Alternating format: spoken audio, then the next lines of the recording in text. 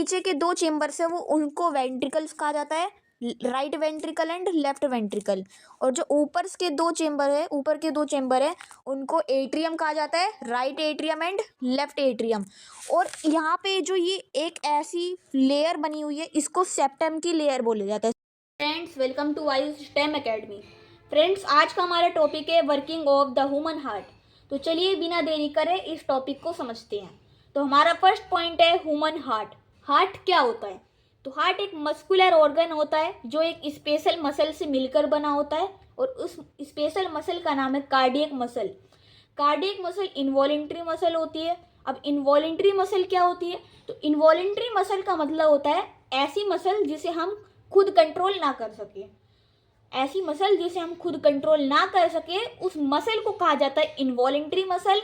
और involuntary muscle क्या है? Cardiac muscle. और कार्डियक मसल से क्या बनता है? हार्ट। तो इसलिए हार्ट को भी कहा जाता है कि हार्ट को खुद कंट्रोल नहीं किया जा सकता, वो नेचुरल प्रोसेस से बीट करता है कॉन्टिन्यूसली। फिर हमारा सेकंड पॉइंट है location of the human heart. Heart कहाँ पे प्रेजेंट होता है? तो हार्ट चेस्ट कैविटी के लेफ्ट साइड प्रेजेंट होता है। अब कैविटी का मतलब क्या होता है? तो कैविटी का मतलब होता है खाली जगह जहाँ पे ऑर्गन्स हो। तो हार्ट चेस्ट कैविटी के लेफ्ट साइड प्रेजेंट होता है। फिर third point, functions of human heart. Heart क्या क्या काम करता है? तो हार्ट का काम, मेन फंक्शन क्या होता है? हार्ट का मेन फंक्शन होता है कि हार्ट ब्लड पंप करता है और पूरी बॉडी में सप्लाई करता है ब्लड वेसल्स के थ्रू। तो हार्ट ब्लड पंप करता है, ये इसका मेन फंक्शन है। फिर fourth point, chambers of human heart. Chambers मतलब एक सिंपल वर्ड में कहेंगे तो कमरे, कि हार्ट के 4 कमरे होते हैं, हार्ट के 4 चेम्बर्स होते हैं। First right atrium, second right ventricle, third left atrium and fourth left ventricle. अब इनको समझते हैं अच्छी तरीके से, इनके फंक्शंस क्या क्या हैं वो भी समझेंगे। तो राइट एट्रियम और राइट वेंट्रिकल, जितने भी राइट साइड वाले चेम्बर्स होते हैं वो डीऑक्सीजनेटेड ब्लड कैरी करते हैं, और जितने भी लेफ्ट साइड वाले चेम्बर्स होते हैं वो ऑक्सीजनेटेड ब्लड कैरी करते हैं। अब हार्ट 2 टाइप्स के ब्लड के साथ काम करता है। पहला है डीऑक्सीजनेटेड ब्लड, मतलब जिसमें ऑक्सीजन कम हो और कार्बन डाइऑक्साइड ज़्यादा हो। सेकंड ऑक्सीजनेटेड ब्लड, जिसमें ऑक्सीजन ज़्यादा हो, कार्बन डाइऑक्साइड कम हो। ऑक्सीजनेटेड ब्लड ही बॉडी के ऑर्गन्स को एनर्जी सप्लाई करता है। मतलब कि ऑक्सीजनेटेड ब्लड में ऑक्सीजन होती है बहुत सारी, और ऑक्सीजन ही बॉडी के लिए ज़रूरी होती है। तो इसलिए कहा जाता है कि ऑक्सीजनेटेड ब्लड ही बॉडी को एनर्जी प्रोवाइड करता है। तो ये थे चेम्बर्स ऑफ हार्ट, कि 4 चेम्बर्स होते हैं। तो चलिए हम चेम्बर्स ऑफ हार्ट को एक एनिमेटेड वीडियो के जरिए समझते हैं।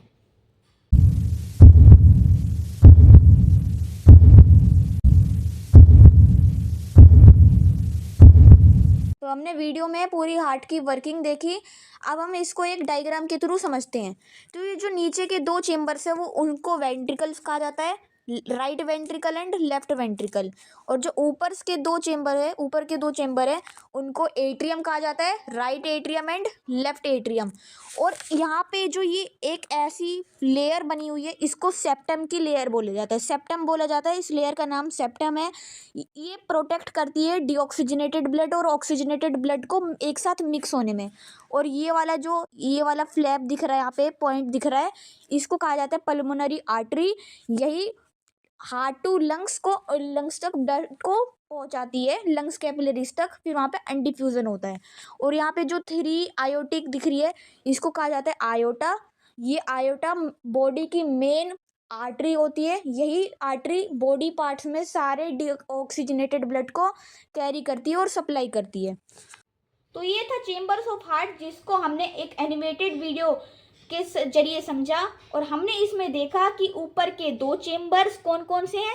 तो ऊपर के 2 चेम्बर्स है एट्रिया, जिसको सिंगुलर फॉर्म में कहा जाता है एट्रियम, राइट एट्रियम, राइट और लेफ्ट एट्रियम। फिर नीचे के 2 चेम्बर्स वेंट्रिकल्स, जिसको कहा जाता है राइट वेंट्रिकल और लेफ्ट वेंट्रिकल। तो इसमें कौन कौन से चेम्बर्स डीऑक्सीजनेटेड ब्लड कैरी करते हैं? तो डीऑक्सीजनेटेड ब्लड हमने देखा कि राइट एट्रियम और राइट वेंट्रिकल कैरी करते हैं, और ऑक्सीजनेटेड कौन कौन से, लेफ्ट एट्रियम और लेफ्ट वेंट्रिकल। अब हमारा मेन टॉपिक है फ्लो ऑफ ब्लड, कि बॉडी में ब्लड कौन कौन से पार्ट्स में जाता है, कौन कौन से पार्ट से होकर कहाँ से एक्सहेलेशन की प्रोसेस होती है। तो इसको आइए अच्छी तरीके से समझते हैं।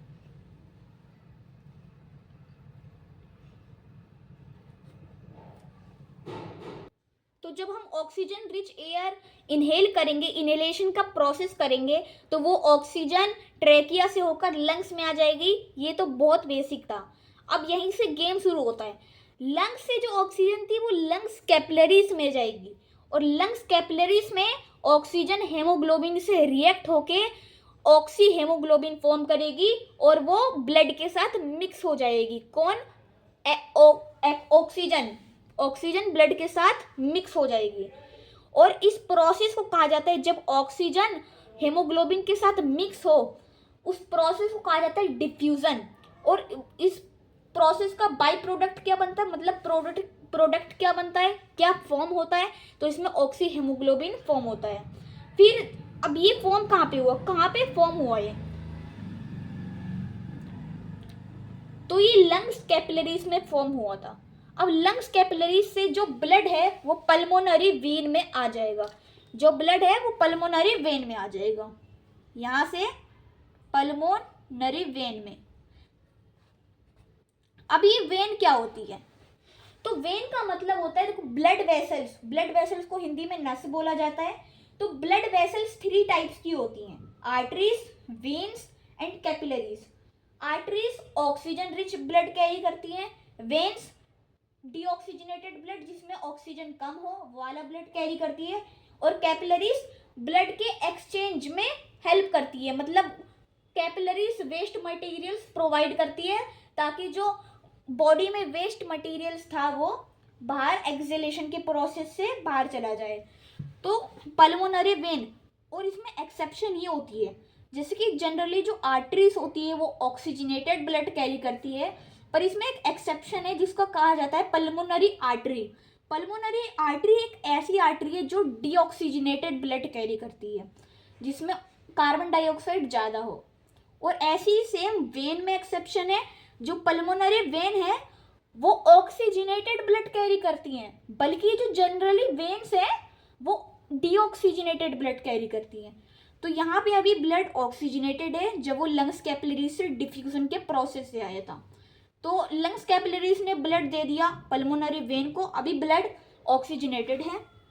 फिर पल्मोनरी वेन ब्लड हार्ट के चेम्बर्स पे देगी। अब हार्ट के कौन से चेम्बर को देगी, तो वो ब्लड हार्ट के लेफ्ट एट्रियम में देगी। कौन, पल्मोनरी वेन ऑक्सीजनेटेड ब्लड ही अभी देगी।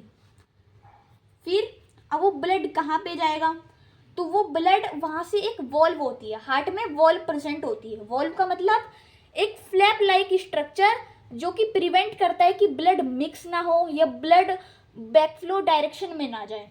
तो उस वॉल्व का नाम है मिट्रल वॉल्व, जिसको बाइकस्पिड वॉल्व भी कहा जाता है।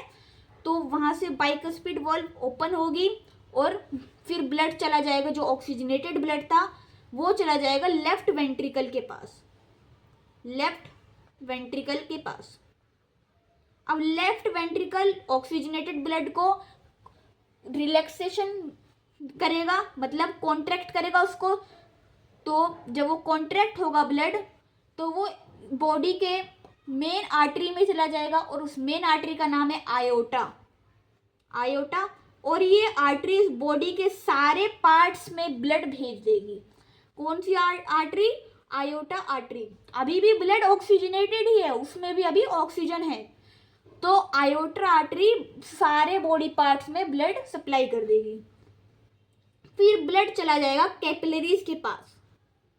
अब कैपिलरीज मैंने बताया था कि एक्सचेंज, वेस्ट मटेरियल के एक्सचेंज के लिए यूजफुल होती है, हेल्पफुल होती है। तो अब ये वेस्ट मटेरियल दे देगी ब्लड को। तो ये जब ये वेस्ट मटेरियल देगी, तो वेस्ट मटेरियल में कार्बन डाइऑक्साइड आता है।